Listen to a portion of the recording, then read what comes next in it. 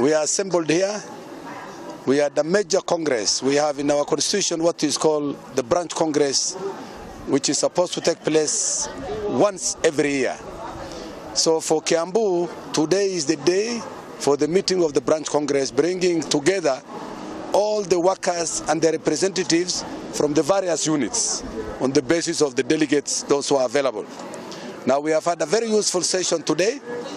The session covered many areas of challenges arising from, of course, the devolved system of governance. It has been a challenge, of course.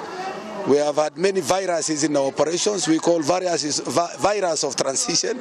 We spoke about it. And we have some challenges that are specific to counties.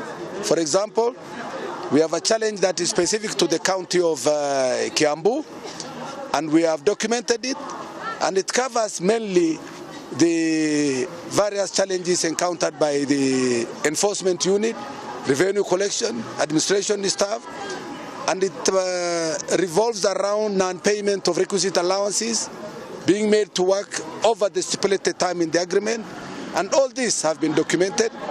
We have handed them over to the branch to do and converse with the governor in the manner provided for in our constitution.